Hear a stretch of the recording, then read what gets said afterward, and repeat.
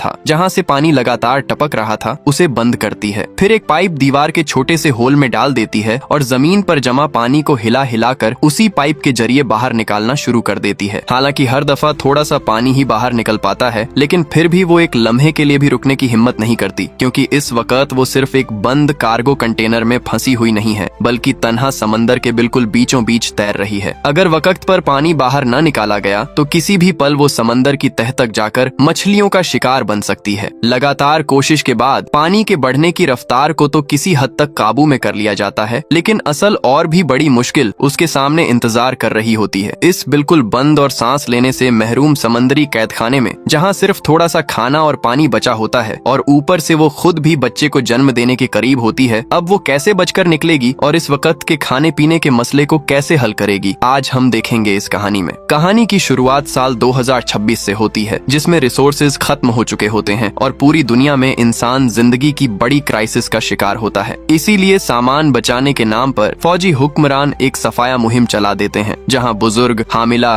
और बच्चों को बेकार बोझ समझा जाता है और उन्हें बेरहमी से पकड़कर कत्ल कर दिया जाता है। इस जहन्नुम जैसी जिंदगी से निकलने के लिए निक अपनी हामिला बीवी मिया को साथ लेकर पड़ोसी मुल्क आयरलैंड भाग जाने का प्लान बनाता है, क्योंकि उसने सुना होता है कि वहाँ कमजोर लोगों को मारने का निजाम नहीं है। इस सफर के लिए वो अपनी पूरी जमा पूंजी खर्च कर देते हैं और यहाँ तक कि खानदानी वेडिंग रिंग भी बेच देते हैं। तब जाकर दोनों को शिप पर चढ़ने की इजाजत मिलती है। लेकिन इस अनजानी भाग दौड़ के रास्ते को देखकर मिया की आंखों में खौफ और फिक्र साफ नजर आती है, क्योंकि उसे डर होता है कि कहीं आयरलैंड की हालत यहाँ से भी बुरी न हो और ऊपर से पेट में पल रहा बच्चा भी कई दिनों से हरकत नहीं करता, जो उसके दिल की बेचैनी और बढ़ा देता है। निक उसे तसल्ली देता है कि बच्चा बस थक गया होगा और इसीलिए हिल नहीं रहा और आयरलैंड जाना ही उनका आखिरी और वाहिद रास्ता है। खुद उसके दिल में भी डर होता है, लेकिन फिर भी उसे मजबूत रहना होता है, क्योंकि सिर्फ उसी का हौसला उसकी बीवी और आने वाले बच्चे को महफूज रख सकता है। लेकिन मुसीबत हमेशा सबसे ज्यादा बेबस वक्त पर ही आ जाती है, जब कंटेनर में जरूरत से ज्यादा लोग भर जाते हैं और वजन हद से बढ़ जाता है। तो गार्ड फजुल समझे गए लोगों को दूसरी गाड़ी में भेजने लगते हैं और उन्हीं में दरवाजे पर खड़े निक को भी उतार दिया जाता है। वो जितनी कोशिश करता है कि बीवी से अलग न किया जाए, लेकिन बेरहम गार्ड बिल्कुल नहीं मानता और जबरदस्ती उसे नीचे खींच लेता है। बंदूक के सामने निक मजबूरन पीछे हट जाता है, लेकिन फिर भी फोन पर मिया को तसल्ली देता रहता है कि दोनों को एक ही कार्गो शिप पर भेजा जा रहा है, बस कल इसी वक्त वो फिर मिल जाएंगे। साथ ही वो उसे हिदायत देता है कि रास्ते में किसी पर भी भरोसा न करे, लेकिन उस वक्त उन्हें अंदाजा भी नहीं होता कि आगे उनके साथ क्या होने वाला है। इस मर्तबा जो जुदाई होती है वो असल में हमेशा के लिए बिछड़ने वाली जुदाई बन जाती है। थोड़ी देर बाद जिस ट्रक में मिया होती है वो पहले ही पोर्ट पर पहुंच जाता है, लेकिन वहां वॉरलॉर्ड का अफसर अचानक चेकिंग करने आ जाता है। खुशकिस्मती से एजेंट पहले ही तैयारी कर चुका होता है। जैसे ही गाड़ी का दरवाजा खुलता है तो अंदर से सब लोग गायब होते नजर आते हैं। असल में सब लोग कंटेनर के सीक्रेट हिस्से में छुप चुके होते हैं, लेकिन शकी मिजाज अफसर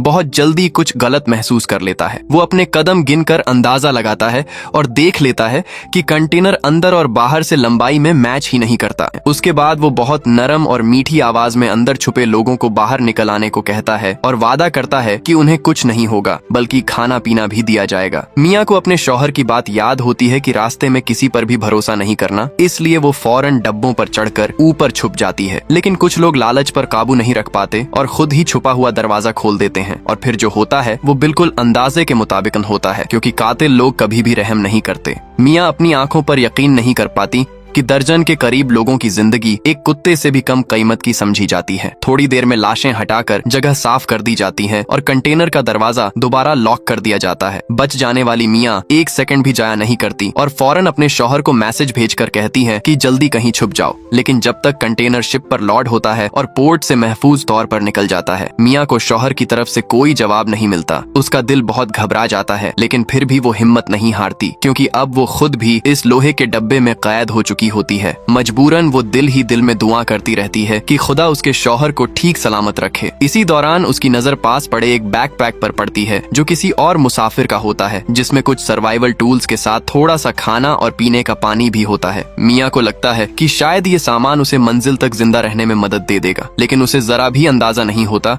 कि असल मुश्किल अभी शुरू हुई है। रात के वक्त समंदर में सख्त तूफान आ जाता है। एक बहुत बड़ी लहर सीधा शिप से टकराती है और कंटेनर पानी में जा गिरता है। अंदर मौजूद मियाँ जोर से फर्श पर गिरकर बेहोश हो जाती है। जब उसकी आंख खुलती है तो अगला दिन दोपहर का होता है। कंटेनर के अंदर बहुत सारा समुद्री पानी भरा होता है और जो डब्बे पहले सीधी तरतीब से रखे थे वो इधर उधर बिखर चुके होते हैं। जब वो गोली के सुराख से बाहर झांक कर देखती है तो उसे एहसास होता है कि अब वो बिल्कुल अकेली खुले समंदर में बह रही है और ये बंद कंटेनर उसके लिए एक आयदा खाना बन चुका होता है जहाँ से निकलने का कोई रास्ता नहीं होता। लेकिन इस वक्त भी उसका दिल सिर्फ अपने शौहर के लिए परेशान होता है, इसलिए वो अंधेरे में हाथ मारकर मोबाइल ढूंढती है ताकि फौरन उससे राब्ता कर सके। मगर उसका फोन पहले ही टूट चुका होता है और स्क्रीन बिल्कुल बेकार हो चुकी होती है। वो कितनी ही कोशिश कर ले फोन चल ही नहीं पाता। मियाँ बहुत घबरा जाती है और समझ नहीं पाती कि अब क्या करे। तभी उसकी नजर दीवार पर लटके बैकपैक पर पड़ती है और उसे याद आता है कि इसमें एक और मोबाइल भी रखा था। वो उम्मीद के साथ बैग खोलती है, लेकिन अगले ही लम्हे पता चलता है कि उस फोन पर पासवर्ड लगा होता है और फौरन ही उस पर मायूसी और लाचारी छा जाती है। फिर वो खुद को संभाल लेती है और समझ जाती है कि इस वक्त उसका शौहर जिंदा है या नहीं इसका कोई पता नहीं। पहले उसे खुद को बचाना होगा। फिर वो आसपास रखे हुए सामान को देखना शुरू करती है, लेकिन उसे सिर्फ एक बॉक्स भर कपड़े मिलते हैं जो ठंड से बचने में मदद कर सकते होते हैं। बाकी डब्बों में या तो बहुत भारी टीवी होते हैं या फिर सस्ते से ईयरफोन ही भरे होते हैं। प्लास्टिक के डब्बे और ताज़ा रखने वाले बॉक्स भी निकल आते हैं, यहाँ तक कि एक पूरा कार्टन वोडका की बोतलों से भरा होता है। मियाँ की आंखों में सख्त मायूसी आ जाती है, लेकिन उसे जरा भी अंदाजा नहीं होता कि यही बेकार लगने वाला सामान आगे चलकर उसकी जान बचाने वाला होगा। अब उसकी सारी उम्मीद ऊपर रखे हुए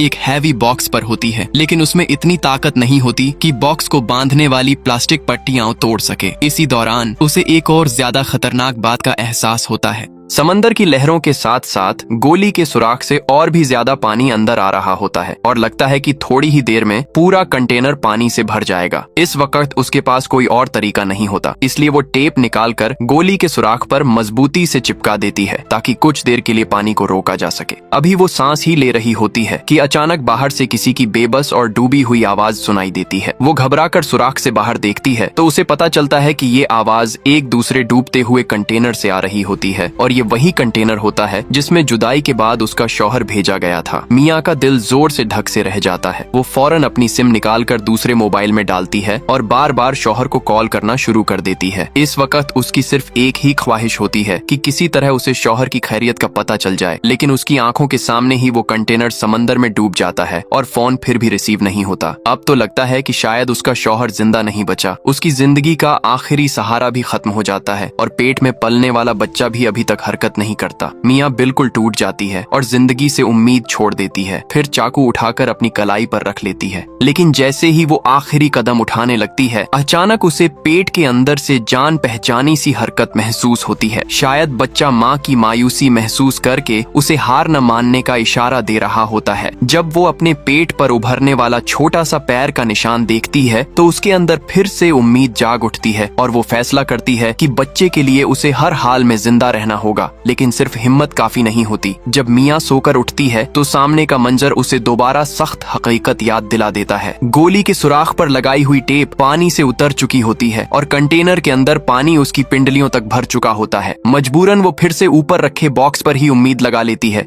लेकिन इस दफा उसे एक नया तरीका सूझ जाता है। वो एक दूसरा डब्बा नीचे सरकाकर उस बॉक्स के बिल्कुल नीचे ले आती है। फिर चाकू से धीरे धीरे बंधने वाली पट्टी काट देती है और उम्मीद से भरा लकड़ी का बॉक्स जोर से नीचे गिर जाता है। लेकिन जब वो मुश्किल से बॉक्स खोलती है तो अंदर फिर से वही बेकार फ्रेश रखने वाले प्लास्टिक डब्बे निकल आते हैं। मियाँ की आंखों में फिर से मायूसी भर जाती है, मगर जब वो नीचे गिरा हुआ एक ढक्कन उठाती है तो उसे खुशी होती है कि डब्बों का रबर सील इतना फ्लेक्सिबल होता है कि उससे गोली का सुराख बंद किया जा सकता है। फिर वो टीवी वाले कार्टन से तारों वाली पाइप निकालकर दीवार के होल में डाल देती है और एक एक डब्बा भरकर पानी बाहर निकालना शुरू कर देती है। हालांकि ये काम समंदर के मुकाबले में बहुत छोटा लगता है, लेकिन लगातार मेहनत से कंटेनर के अंदर पानी का लेवल काफी नीचे आ जाता है। अब उसे नहीं पता होता कि कब कोई मदद आएगी, इसीलिए उसका सिर्फ एक ही मकसद होता है कि किसी तरह अपनी जिंदगी को ज्यादा देर तक बचा कर रखे। इसके बाद मियाँ बॉक्सों को एक साइड पर जमा कर अपने लिए एक छोटा सा टेम्पो टेम्पररी शेल्टर बना लेती है और दीवार पर टेप लगाकर रोजाना पानी के लेवल का निशान लगाना शुरू कर देती है ताकि रोज बढ़ने या घटने वाली सतह को चेक करती रहे। वो अपना सारा सामान ठीक तरह से अरेंज कर लेती है और जो थोड़ी सी चीजें बचती हैं उन्हें भी एक ही जगह जमा कर लेती है। लेकिन जब नजर सिर्फ थोड़े से बचे हुए खाने पर पड़ती है तो उसे आने वाले दिनों की फिक्र लग जाती है। अब आगे का कैसे गुजारा होगा ये सोचकर वो परेशान हो रही होती है कि अचानक मोबाइल की रिंग बज उठती है और जो आवाज सुनकर उसका दिल जोर से धड़कता है वो उसके शौहर की आवाज होती है। असल में रास्ते में ट्रक ड्राइवर ने अचानक ज्यादा पैसे मांग लिए थे और जब उसके शौहर के पास देने के लिए पैसे नहीं थे तो उसे शहर से बाहर ही उतार दिया गया। इस वजह से वो कार्गो शिप पर चढ़ ही नहीं सकी और इसी तरह किस्मत से बच गई। लेकिन इस वक्त फोन की बैटरी खत्म होने वाली होती है, इसलिए बात ज्यादा लंबी नहीं हो सकती। वह मियाँ को तसल्ली देता है कि हर हाल में जिंदा रहना और वादा करता है कि वह हर मुमकिन तरीका अपनाकर उसे ढूंढ लेगा। हालांकि दोनों मुश्किल हालात में फंसे होते हैं लेकिन कम से कम अब दोनों को पता होता है कि वो जिंदा हैं और बस यही बात उन्हें फिर से मिलने की उम्मीद दे देती है। दूर कहीं समंदर में फिर से तूफान आने वाला होता है और मियाँ के पेट में पलने वाला बच्चा भी जैसे अब और इंतजार नहीं कर पाता। हालात चाहे जैसे भी हों, इस वक्त मियाँ के पास कोई चॉइस नहीं होती। जोरदार चीख के साथ बिजली की चमक और गरज के बीच उनकी बेटी इस दुनिया में आ जाती है। अब जिंदगी एक और हो चुकी होती है और साथ ही मुश्किल भी और बढ़ जाती है क्योंकि बचा हुआ खाना एक वक्त के लिए भी काफी नहीं होता और अगर खास तौर पर खाने का बंदोबस्त न हुआ तो माँ बेटी ज्यादा देर तक नहीं टिक पाती। इसी बेचैनी में मियाँ की नजर एक साइड पर पड़े इलेक्ट्रिक ड्रिल और दीवार में गोली के सुराख पर पड़ती है और अचानक उसके जहन में एक खतरनाक लेकिन उम्मीद भरा ख्याल आता है कि क्यों न ड्रिल से दीवार में एक निकलने का रास्ता बना लिया जाए। उम्मीद मिलते ही वो फौरन काम शुरू कर देती है और कुछ ही देर में सुराख का शेप साफ नजर आने लगता है। लेकिन बिल्कुल आखिरी वक्त पर ड्रिल की बैटरी खत्म हो जाती है और मशीन बंद हो जाती है। अपनी और बच्ची की अकेली उम्मीद को देखकर मियाँ हार मानने को तैयार नहीं होती। वो फौरन टूल निकालकर हाथ वाली आरी से धीरे धीरे काटना शुरू कर देती है। हालांकि वो बहुत कमजोर हो चुकी होती है लेकिन फिर भी हाथ एक पल के लिए भी नहीं रोकती। मगर फिर अचानक आरी ज्यादा जोर लगने से टूटकर 2 टुकड़ों में बदल जाती है। अब निकलने की उम्मीद बिल्कुल खत्म हो जाती है। ज्यादा मेहनत और खाने की कमी ने मियाँ को अंदर से बिल्कुल थका दिया होता है। फिर वह चाकू से लोहे की प्लेट का किनारा धीरे धीरे उछालकर खोलती है, फिर पूरी ताकत लगाकर नीचे की तरफ खींचती है और मजबूत लोहे की प्लेट वाकई एक जगह से खुल जाती है। यह तरीका काम कर जाता है और उम्मीद देखकर मियाँ बहुत ज्यादा खुश हो जाती है, जबकि जिंदा रहने की लगन उसे इतनी ताकत दे देती है कि थोड़ी ही देर में एक प्रॉपर निकलने का रास्ता तैयार हो जाता है। अरसे बाद सूरज की रोशनी उसके चेहरे पर पड़ती है और दिल पर छाया हुआ बोझ एक पल में हल्का हो जाता है। मियाँ बगैर देर की अपनी बेटी को बाहों में उठाकर बाहर निकल आती है, लेकिन जब उसकी नजर चारों तरफ फैले खुले समंदर पर पड़ती है तो जो उम्मीद अभी जागी थी वह फौरन ही टूट जाती है। फिर भी जब वह अपनी मासूम सी बेटी को देखती है तो उसका दिल खुद ब खुद संभल जाता है। कम से कम अब वो दोनों बंद कंटेनर से निकल चुकी होती हैं और अब अंदर बंद होकर मरने का डर नहीं होता। इसी दौरान जब वो बेबी का डायपर समंदर में फेंक देती है तो उसे एक नई उम्मीद नजर आती है, क्योंकि उसकी बू से बहुत सारी मछलियां वहां जमा होना शुरू हो जाती हैं। मियाँ की आंखें चमक उठती हैं, क्योंकि अगर वो इन मछलियों को पकड़ ले तो माँ बेटी दोनों शौहर के आने तक जिंदा रह सकती हैं। फिर वो फौरन एक सीधी सी मछली पकड़ने वाली स्पेयर बना लेती है और पानी में मछलियों पर वार करती है, लेकिन तजुर्बा न होने की वजह से आधा दिन लग जाता है और हाथ कुछ भी नहीं आता और आखिर में मियाँ थक कर वहीं गिर जाती है। इसी लम्हे अचानक उसकी नजर आसमान की तरफ जाती है और उसे एक प्लेन ऊपर से गुजरता हुआ दिखाई देता है। खुशी से पागल होती हुई मियाँ फौरन कंटेनर की तरफ भागती है, टीवी का शीशा तोड़कर उसका एक टुकड़ा उठाती है और भागकर बाहर आ जाती है। लेकिन जल्दी में एक हादसा हो जाता है। निकालने के रास्ते पर निकले तेज किनारे उसकी राह को चीर देते हैं और फौरन ही खून बहना शुरू हो जाता है। मगर मदद के लिए इशारा करने की जल्दी में उसे दर्द का एहसास तक नहीं होता। वो शीशे का टुकड़ा सर से ऊपर उठाकर प्लेन की तरफ चमक दिखाने की कोशिश करती है, लेकिन फासला बहुत ज्यादा होता है और कोई भी उसकी तरफ तवज्जो नहीं देता। अब ना मदद मिलती है और ना ही वो ठीक होती है। मियाँ खुद पर बहुत अफसोस करती है, लेकिन इस वक्त जख्म का इलाज करना सबसे जरूरी होता है। खुशकिस्मती से सर्किट बोर्ड पर एक सख्त सी तार मिल जाती है और पावर केबल के अंदर वाली कॉपर वायर सिलाई के काम आ सकती होती है। फिर वो वोडका से जख्म साफ करके दर्द बर्दाश्त करते हुए मियाँ अपनी राख को खुद ही सीना शुरू कर देती है। दर्द इतना ज्यादा होता है कि कई दफा वो बेहोश हो जाती है, लेकिन पास पड़ी बेटी का रोना उसे बार बार याद दिलाता रहता है कि उसे गिरना नहीं है। आखिरकार होश और बेहोशी के दरमियान जंग के बाद वो जख्म बंद करने में कामयाब हो जाती है। अब वो बिल्कुल निढाल हो चुकी होती है, लेकिन जब वो लेटने ही वाली होती है तो जमीन पर बिखरी हुई ईयरफोन की तार देखकर उसके दिमाग में मछली पकड़ने का एक और तरीका आ जाता है। वो सोचती है कि क्यों ना इन तारों से एक बड़ा सा जाल बुन लिया जाए। ये तरीका वाकई काम कर जाता है और अगले दिन सुबह होते ही मियाँ जल्दी से जाल पानी में डाल देती है और फिर से बेटी का डायपर बाइट बनाकर इस्तेमाल करती है। इस बार बिना किसी मुश्किल के एक मछली पकड़ लेती है। अब खाने का मसला हल हो चुका होता है। आने वाले चंद दिन माँ बेटी इसी तरह साथ गुजार लेती हैं। हालांकि हर रोज पानी की सतह धीरे धीरे बढ़ती रहती है। पानी हर रोज बढ़ता रहता है, लेकिन मियाँ ने अपना ड्रेनेज सिस्टम थोड़ा मॉडिफाई कर लिया होता है, जिससे पानी निकालने की स्पीड काफी बेहतर हो जाती है और अब पानी का लेवल किसी हद तक कंट्रोल में होता है। मियाँ यह भी अच्छी तरह समझ चुकी होती है कि सिर्फ इंतजार करते रहना काफी नहीं, अगर बचना है तो खुद ही कुछ करना होगा। इसलिए वो मदद का पैगाम लिखकर एक प्लास्टिक बॉक्स में बंद करती है और उसे समंदर में फेंक देती है, इस उम्मीद पर कि शायद कोई इसे देख ले और माँ बेटी को बचा ले। लेकिन जिंदगी में अक्सर उम्मीद से पहले मुसीबत आ जाती है। उस रात मियाँ को फिर से शौहर का फोन आता है, मगर इस बार वो एक बुरी खबर लेकर कॉल करता है। वो बताता है कि वो सख्त जख्मी हो चुका है और शायद ज्यादा देर तक जिंदा न रह सके। असल में पिछले कुछ दिनों से वो मियाँ को बचाने का तरीका ढूंढ रहा होता है और आज उसे एक कार्गो शिप मिल भी गई होती है जो सफर के लिए तैयार होती है। लेकिन अभी वो चुपके से शिप पर चढ़ता ही कि पेट्रोल करते सिपाही उसे देख लेते हैं। हालांकि वो किसी तरह भाग निकलता है, मगर गोली लग जाने की वजह से बुरी तरह जख्मी हो जाता है और अब उसकी हालत नाजुक होती है। इसलिए वो बची हुई थोड़ी सी बैटरी से मियाँ को फोन करता है ताकि बीवी से आखिरी बार बात कर सके और अपना वादा पूरा न कर पाने पर माफी भी मांग सके। दिन रात बदलते रहते हैं और देखते ही देखते माँ बेटी को समंदर में भटकते हुए पूरे 26 दिन गुजर चुके होते हैं। अब कंटेनर के अंदर पानी अपनी हद तक भर चुका होता है और यह लोहे का डिब्बा ज्यादा देर तक उनका बोझ बर्दाश्त नहीं कर सकता। मियाँ पहले ही अगला प्लान बना चुकी होती है। वह प्लास्टिक के डिब्बों और लकड़ी के तख्तों की मदद से 2 छोटी छोटी कश्तियां बना लेती है ताकि अगर कंटेनर डूब भी जाए तो वह कुछ दिन और पानी पर टिक सकें। इसी दौरान मियाँ हैरान होकर देखती है कि डिब्बों में पड़ी हुई मरी हुई मछलियों की वजह से एक सीगल वहां आ जाता है और यह इस बात का इशारा होता है कि जमीन अब दूर नहीं होगी। उम्मीद फिर से जाग उठती है और मियाँ राफ्ट बनाने की रफ्तार तेज कर देती है। लेकिन किस्मत जैसे फिर से मजाक करना चाहती हो, तैयारी मुकम्मल होने से पहले ही एक और हादसा हो जाता है। ज्यादा दबाव से गोली के सुराख में लगा हुआ प्लग निकल जाता है और बहुत ज्यादा पानी एकदम से अंदर आ जाता है। मियाँ को फौरन कुछ गलत होने का एहसास होता है, लेकिन जब वह अंदर रह गया खाना देखती है तो थोड़ी सी उम्मीद पर दोबारा रिस्क लेने का फैसला कर लेती है और वापस कंटेनर के अंदर तैर कर चली जाती है। यही गलत फैसला करीब करीब माँ बेटी को अलग कर देता है। जब वह वापस पलटने लगती है तो पानी के अंदर पड़ी हुई रस्सी और कचरा उसके पांव में फंस जाता है और चाहे जितनी कोशिश कर ले वह निकल नहीं पाती। इसी वक्त पानी से भरा हुआ कंटेनर अपनी आखिरी हद तक पहुंच चुका होता है। कंटेनर अपना वजन भी बर्दाश्त नहीं कर पाता और मियाँ को साथ ही नीचे लेकर डूब जाता है। नाजुक पल होता है, लेकिन खुशकिस्मती से उसके पास छोटी सी छुरी होती है। वह पूरी ताकत से अपने पांव में फंसे हुए कचरे और रस्सी को काट देती है और किसी तरह बाहर निकल आती है। जब वह पानी की सतह पर वापस आती है तो घबरा कर देखती है कि सारा सामान और राशन बहकर गायब हो चुका होता है। सिर्फ थोड़ी सी दूरी पर उसकी बेटी का भारी सा राफ्ट तैर रहा होता है। मियाँ का दिल मुंह को आ जाता है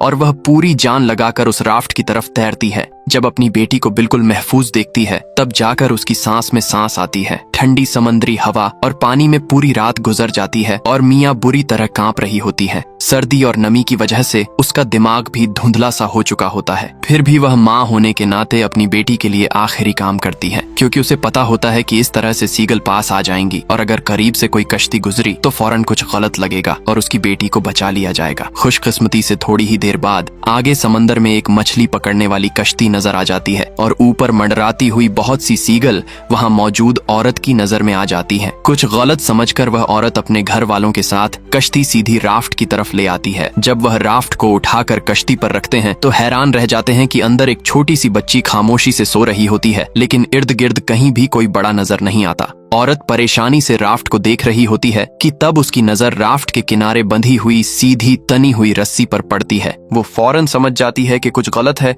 और पूरी ताकत से रस्सी खींचना शुरू कर देती है। थोड़ी ही देर में दूसरी तरफ से मियाँ पानी से बाहर आ जाती है। उसकी आंखें बंद होती हैं और होंठ नीले पड़ चुके होते हैं, लेकिन खुशकिस्मती से अभी हल्की सी धड़कन बाकी होती है। औरत एक लम्हा भी जया के बिना उसे होश में लाने की कोशिश करती है। शायद बेटी की फिक्र या फिर नोआ की हल्की सी रोना उसके अंदर जीने की चाहत जगा देती है। औरत की बार बार कोशिश के बाद मियाँ वाकई माजीजा बनकर होश में आ जाती है। पूरा 1 महीना समंदर में भटकते हुए लाख मुश्किलात झेल कर माँ बेटी दोनों जिंदा बच जाती हैं। पास खड़े मुस्कुराते हुए नेक दिल बच्चे को देखकर मियाँ समझ जाती है कि चाहे यह जगह जो भी हो, यहाँ कमजोर लोगों को कत्ल नहीं किया जाता। और कहानी यहाँ खत्म हो जाती है।